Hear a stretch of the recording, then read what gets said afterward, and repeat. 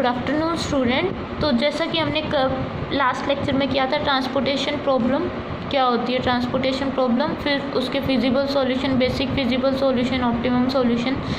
तो हमें मेन क्या याद रखना है कि बेसिक फिजिबल सॉल्यूशन, जब हम किसी भी ट्रांसपोर्टेशन प्रॉब्लम को सॉल्व करेंगे तो वहाँ पे बेसिक फिजिबल सॉल्यूशन है वो क्या आएगा कि जो हमारे नंबर ऑफ पॉजिटिव एलोकेशन होंगी वो होनी चाहिए कितनी, m+n-1। तब वो क्या होगा, डीजनरेट सॉल्यूशन होगा। अगर ये m+n-1 से लेस आती है वो क्या हो जाएगा, नॉन डीजनरेट सॉल्यूशन। ठीक है। और ऑप्टिमम सॉल्यूशन क्या होता है, जो हमारी ट्रांसपोर्टेशन की कॉस्ट को मिनिमाइज़ करते हैं, वो हमारा होता है ऑप्टिमम सॉल्यूशन। ठीक है। तो अब हम करेंगे इसकी ट्रांसपोर्टेशन जो प्रॉब्लम है उसकी टेबुलर रिप्रेजेंटेशन क्या होती है। यहाँ देखो, suppose there are m factories and n warehouse. हमने मान लिया कि हमारे पास m फैक्ट्रीज़ हैं, ये हमारी m फैक्ट्रीज़ होगी, n हमारे क्या है, वेयर हाउस है, तो ये वेयर हाउस हो गए। ठीक है। The transportation problem is usually represented in tabular form. जैसा इस टेबल 1 में दिखाया है ऐसे रिप्रेजेंट करते हैं हम। Calculation are made directly on the transportation arrays which gives the current trial solution. तो टेबुलर रिप्रेजेंटेशन क्या हो जाएगी इसकी हमारी, कि हमारे वेयर हाउस हैं, मतलब फैक्ट्रीज़ हैं, कितनी है m, वो होगी F1 F2 up to FM तक। ठीक है। और हमारे वेयर हाउस कितने हो गए, हमारे n है, तो वो हो गए W1 W2 up to WN। और यहाँ पे ये तो होगी चलो हमारी फैक्ट्री, और वो यहाँ क्या आती है, कॉस्ट आती है कि एक फैक्ट्री F1 से फैक्ट्री 1 से वेयर हाउस 1 तक जाने में कितनी कॉस्ट लगती है, वो C11 है। F1 से W2 पर जाने में कितनी लगती है, C12। F1 से WN तक जाने में कितनी कॉस्ट लगती है, C1N। ऐसे ही F2 से W1 पर जाने में C21, F2 से W2 पर C22, अब फैक्ट्री 2 से nth फैक्ट्री पर वेयर हाउस पर जाने में C2N। और ऐसे ही हम कहाँ तक जाएंगे, CM1 CM2 और कहाँ तक, CMN तक। ठीक है। ये क्या होगी इसकी कॉस्ट, यहाँ क्या डिफाइन करते हैं हम, कॉस्ट। इसके बाद यहाँ होता है हमारा फैक्ट्री की कैपेसिटी कितनी है, ये होती है फैक्ट्री की कैपेसिटी, मतलब वो कितना प्रोड्यूस करती है, या फिर हम बोल सकते हैं उसको हमारे पास अवेलेबिलिटी कितनी है। ठीक है, यही बोलते हैं। तो ये आ जाएगा यहाँ पे A1, फर्स्ट फैक्ट्री है वो A1 प्रोड्यूस कर सकती है, उसकी अवेलेबिलिटी A1 है। A2 और AM किसकी हो जाएगी, MH फैक्ट्री की। फिर आता है वेयर हाउस की रिक्वायरमेंट कितनी है, या उसकी होल्डिंग कैपेसिटी कितनी है, वेयर हाउस रिक्वायरमेंट। ठीक है। यहाँ पे वेयर हाउस की रिक्वायरमेंट, उसको हम किससे डिनोट करते हैं, B से, B1 B2 अप टू कहाँ तक, BN तक। ठीक है। और हम क्या मान के चलते हैं, इनिशियल कंडीशन हमने पढ़ा भी था कि जब हम हमारी ट्रांसपोर्टेशन प्रॉब्लम में ये कर रहे थे मैथमेटिकल फॉर्मुलेशन, कि हमारे जो अवेलेबिलिटी है वो किसके इक्वल रहेगी, रिक्वायरमेंट के, मतलब कि हमारे पास बैलेंस्ड TP रहेगी, बैलेंस ट्रांसपोर्टेशन प्रॉब्लम। तो समेशन AM इक्वल टू किसके रहेगा, समेशन BN की। ठीक है। ये कहाँ से कहाँ तक, I फ्रॉम 1 to M और J फ्रॉम 1 to N तक, ये दोनों इक्वल रहेंगे। ये इसकी क्या होगी, टेबुलर रिप्रेजेंटेशन। अब जो सेकंड टेबल है उसमें देखो, ये फिर से फैक्ट्री, ये वेयर हाउस, ये हमारी कैपेसिटी होगी, ये क्या होगी, रिक्वायरमेंट होगी, और ये हमारा जितना अमाउंट हमने भेजा है। ठीक है। हम फैक्ट्री फर्स्ट F1 फैक्ट्री से वेयर हाउस 1 में X11 अमाउंट सेंड कर रहे हैं।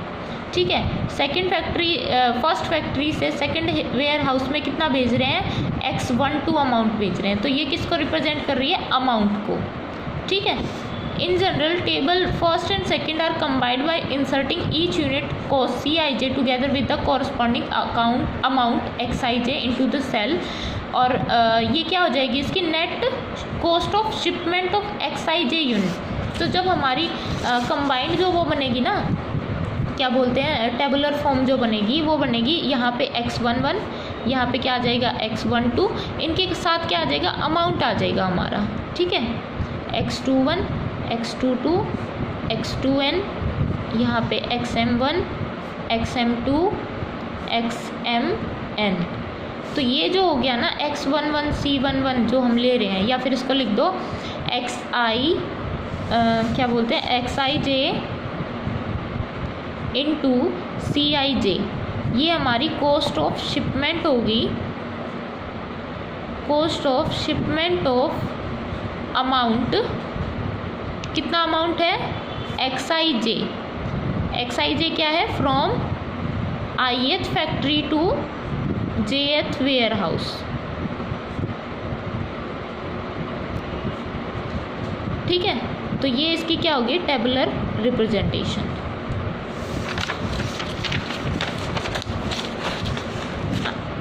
ठीक है, ये आपको शायद समझ आ जाएगा ऐसे। अब इसके बाद देखो, इसके बाद हमें क्या निकालना है? इनके basic feasible solution, initial basic feasible solution. ठीक है, तो इनिशियल बेसिक फिजिबल सॉल्यूशन के लिए हमारे पास मेनली कुछ मेथड हम यूज़ करते हैं इनिशियल बेसिक फिजिबल सॉल्यूशन निकालने के लिए। तो वो मेथड है आपके सिलेबस के अकॉर्डिंग। तो देखो, initial basic feasible solution find out करने के लिए हमारे स्टेप क्या क्या है? Method of finding N optimal solution. Feasible solution क्या होता है? ऑप्टिमल सॉल्यूशन होता है जो हमारी ट्रांसपोर्टेशन की कॉस्ट को क्या करता है? मिनिमाइज करता है। तो उसके मेन जो स्टेप्स हैं वो 2 स्टेप हैं। वो क्या है कि to find an initial basic feasible solution, पहले हमें initial basic feasible solution find out करना है। सेकंड क्या है? To obtain an optimal solution by making successive improvement to initial basic feasible solution until no further decrease in transportation cost is possible। पहले हम क्या करते हैं? Initial basic feasible solution find out करेंगे।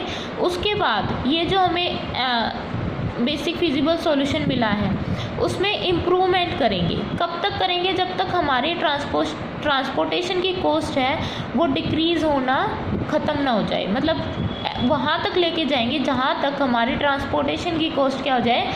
मिनिमम ना हो जाए। ठीक है, तो ये हमारे इनिशियल बेसिक फिजिबल सॉल्यूशन में आते हैं। अब इसके बाद हम सबसे पहले हमारे कुछ मेथड हैं जो इनिशियल बेसिक फिजिबल सॉल्यूशन में यूज़ होते हैं। ठीक है, तो हमारे जो मेथड हैं वो मैं आपको बताती हूँ। तो सबसे पहला जो मेथड है हमारा वो यही है कि नॉर्थ वेस्ट कॉर्नर रूल। ठीक है, पहले हम इसकी समरी कर लेते हैं, फिर हम इसके बेस पे एग्जांपल करेंगे। आपको एग्जांपल से ये बहुत इजीली समझ आएगा, बट समरी देखो पहले कि the first assignment is made in the cell occupy by upper left hand north west corner of the transportation table. हमारे पास एक ट्रांसपोर्टेशन टेबल गिवन होगी ऐसे। ठीक है, इसी की तरह, ये इस तरह। तो हम सबसे पहले क्या करते हैं? असाइनमेंट करते हैं in the cell occupy by left hand corner या north west corner of the transportation table. तो यहाँ पे सबसे पहले हम यहाँ पे असाइनमेंट करते हैं हमारी। ठीक है, जो फर्स्ट असाइनमेंट होती है, ये नॉर्थ वेस्ट कॉर्नर रूल हो गया। The maximum possible amount is allocated here. यहाँ पे हम मैक्सिमम पॉसिबल अमाउंट एलोकेट करते हैं।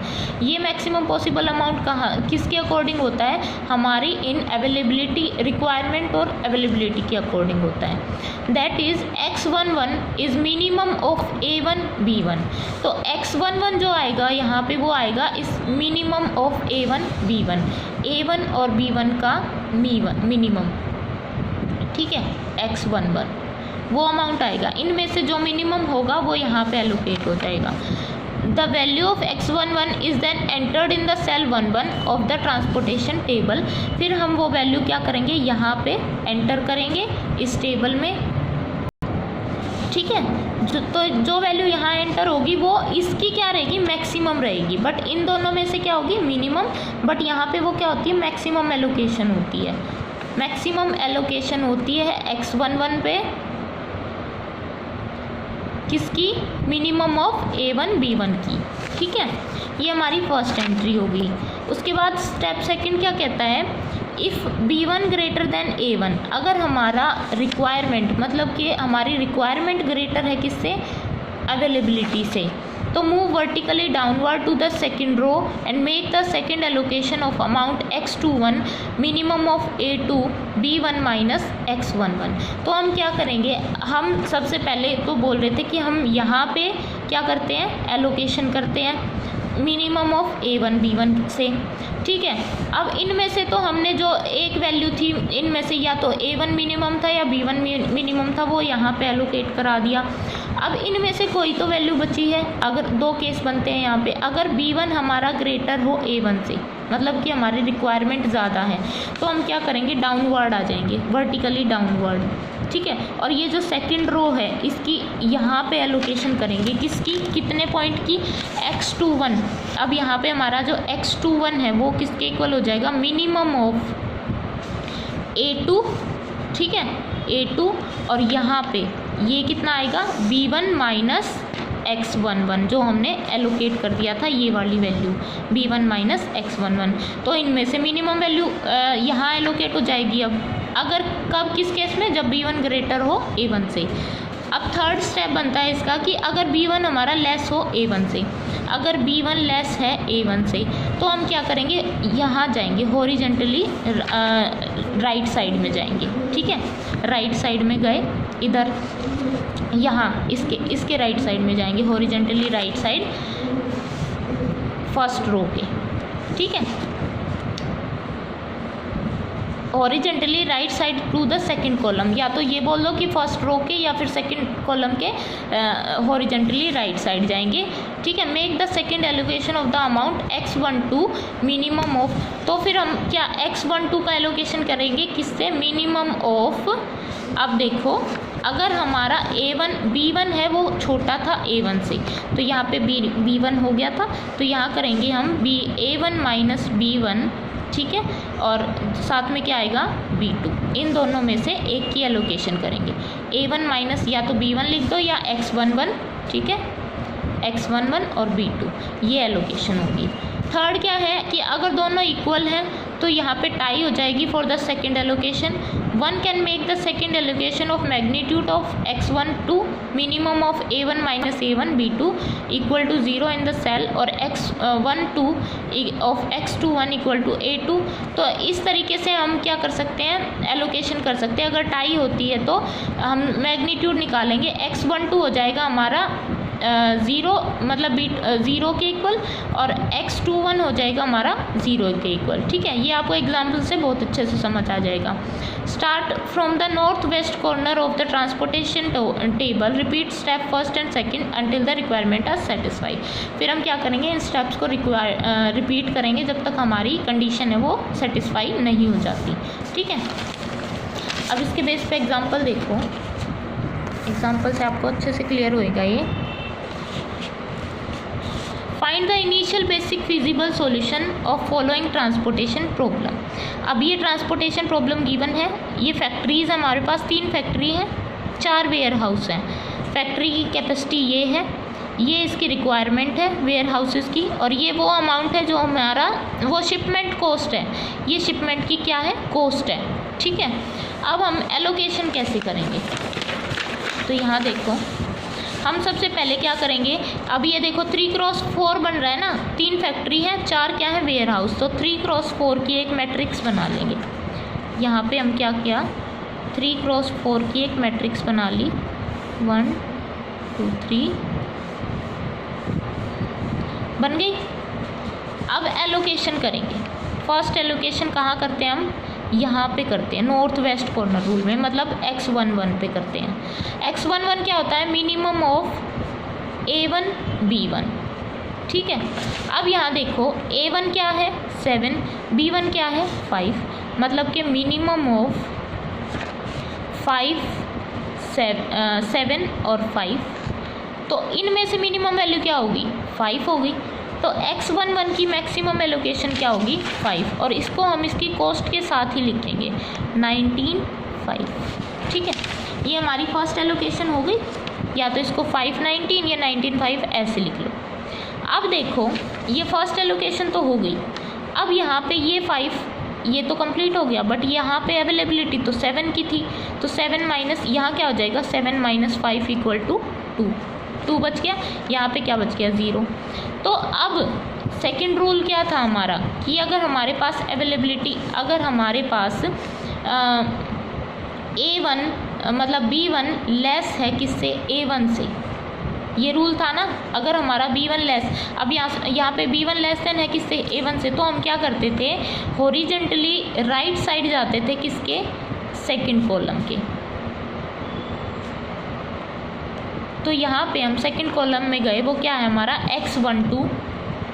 अब X12 किसके इक्वल हो जाएगा हमारा, मिनिमम ऑफ ये A1 माइनस X11, ठीक है, और साथ में क्या आएगा B2। अब A1 माइनस X11 किसका है, क्या है, मिनिमम ऑफ A1 कितना है 7 माइनस X11 कितना है 5, और B2 हमारा क्या गिवन है, देखो यहाँ पे B2 गिवन है 8, तो ये 8, ये कितना हो गया 2 और 8, तो इनमें मिनिमम कौन सा हो गया 2, तो X2 की जो एलोकेशन होगी वो क्या हो जाएगी 2, और साथ में क्या आएगी इसकी कॉस्ट जो लगी हुई है 32, ठीक है, 2 एलोकेशन हो गई। अब देखो थर्ड, तो यहाँ पे अब देखो यहाँ पे 2 की तो एलोकेशन होगी, बट हमारे पास रिक्वायरमेंट कितनी है 8 की, तो 8 माइनस 2 कितना बच गया 6 तो अभी बच गया। अब क्या है, इस केस में क्या था X2 1 2 के केस में हमारा जो B है वो ग्रेटर था किससे, A से, ठीक है, B2 ग्रेटर था A1 से, था ना। तो इस टाइम पे हम क्या करते हैं, ये जो नहीं सॉरी यहाँ पे ये चेक नहीं करेंगे, यहाँ पे अब हमारे पास 6 की रिक्वायरमेंट बची है, तो ये 6 की रिक्वायरमेंट बची है, तो हमारी सेकंड रो में अवेलेबिलिटी देखो यहाँ पे कितनी है 9 की। अब हम सेकंड रो में एलोकेशन करेंगे, तो वो कैसे करते हैं हम, X यहाँ पे करेंगे, ठीक है, क्योंकि यहाँ पे बचा हुआ है ना, तो इसी राइट साइड कहाँ जाएंगे हम, डाउनवर्ड जाएंगे, इसके डाउनवर्ड आते हैं ना, अगर हमारा रिक्वायरमेंट बची हुई है तो डाउनवर्ड आएंगे। अब देखेंगे हम ये कौन सी कॉलम बन गई हमारी, अब X22, ठीक है, X22 क्या हो जाएगा, मिनिमम ऑफ B2 और A2 B2 का मिनिमम, A2 क्या है A2 हमारा 9 है, B2 क्या है हमारा 6 है, तो मिनिमम क्या हो गया अब 6 हो गया, ठीक है, जो बचा हुआ है, तो यहाँ पे 6 की एलोकेशन हो जाएगी, कितनी कॉस्ट है और साथ में 30, ठीक है, 6 की हो गई। अब हम फिर से वही कंडीशन चेक करेंगे जो स्टेप सेकंड में थी, कि क्या यहाँ पे, अब यहाँ पे हमें पता चल रहा है कि B1 है वो लेस है किससे, A1 से, क्योंकि 6 था। अगर B1 लेस है तो हम क्या जाते हैं, राइट साइड किस में जाते हैं, क्योंकि यहाँ 6 हो गया, यहाँ तो 0 बच गया ना, एलोकेशन तो कर दी, बट यहाँ पे क्या बचा 3 बचा, ठीक है, अभी 3 रहता है, तो हम जाएंगे राइट साइड में, थर्ड कॉलम के राइट साइड में जाएंगे, तो वो क्या है हमारा X2, ये हमारा 3 हो गया, ये X23 हो गया, ठीक है, X23 अब मिनिमम ऑफ किसका रहेगा, क्योंकि मिनिमम ऑफ रहेगा A2 माइनस X22 और B2, ठीक है, B2 नहीं B3, क्योंकि अब हम इस कॉलम में आ गए, तो यहाँ B3 कितना है 7 है, और ये क्या बनेगा, मिनिमम ऑफ A2 कितना है, A2 हमारा कितना था 9 था, -9 माइनस 6, और ये कितना है 7, तो ये बचा मिनिमम ऑफ 9 माइनस 6 कितना हो गया 3 और 7, तो मिनिमम कौन सा है ये, तो यहाँ पे कितने की एलोकेशन होगी 3 की, और कॉस्ट क्या गिवन है यहाँ पे 40, ठीक है, 3 की एलोकेशन होगी। अब 3 की ये भी 0 हो गया, ये इधर भी 0 हो गया, कोई बचा नहीं, बट यहाँ पे तो बचा है 7 माइनस 3 इक्वल टू 4। अब यहाँ पे रिक्वायरमेंट बची है तो हम क्या करते हैं, फिर से डाउनवर्ड आते हैं, जिस साइड में रिक्वायरमेंट बची है उसी के डाउनवर्ड आते हैं, तो ये कौन सा कॉलम बनेगा अब हमारा X33, अब ये बनेगा X33 में हम क्या करेंगे, मिनिमम ऑफ, अब देखो मिनिमम ऑफ ये क्या था, यहाँ पे क्या आएगा A3 की वैल्यू कितनी गिवन है 18 माइनस, क्योंकि इस केस में क्या था हमारा B ग्रेटर था किससे A से, ठीक है, B ग्रेटर था A से, तो डाउनवर्ड आए, और X33 क्या बनेगा, बनेगा हमारा A3 और साथ में B, एक मिनट, ये हो गया A3 और ये हो गया हमारा B3 माइनस B3 माइनस कितना x जो हमने पहले किया था x23, ठीक है। तो यहाँ से मिनिमम ऑफ A3 कितना है 18, B3 माइनस x23 कितना बच जाएगा हमारा 7 माइनस 3 मतलब 4, तो मिनिमम क्या है 4। तो यहाँ पे कितने की एलोकेशन हो जाएगी 4 की, और कितना कॉस्ट थी 70। अब इसके बाद ये तो हो गया हमारा, इसके बाद यहाँ पे कितना रह गया 18 माइनस 4 जाएगा तो कितना रह गया 14। अब इसके लिए हमें इधर की साइड आना पड़ेगा, ठीक है। यहाँ पे 14 की एलोकेशन करेंगे, रिक्वायरमेंट कितनी है 14 की ही रिक्वायरमेंट है और 14 ही आएगा, तो यहाँ पे 14 की एलोकेशन हो जाएगी किसके साथ 20 के साथ, ठीक है। तो ये अब हमारी सेल एंट्रीज होगी। अब हम कॉस्ट कैसे निकालते हैं, ये जो सेल एंट्री हुई हैं इनको क्या करेंगे ऐड कर देंगे इनकी कॉस्ट के साथ मल्टीप्लाई करके, मतलब कि 19 × 5 plus 30 × 2 plus 30 × 6 plus 40 × 3 plus 70 × 4 plus 20 × 14, ये हमारी क्या हो जाएगी टोटल कॉस्ट हो जाएगी। यहाँ देखो ये टोटल कॉस्ट आ गई 1015, तो ये टोटल शिपमेंट कॉस्ट आ गई, ठीक है।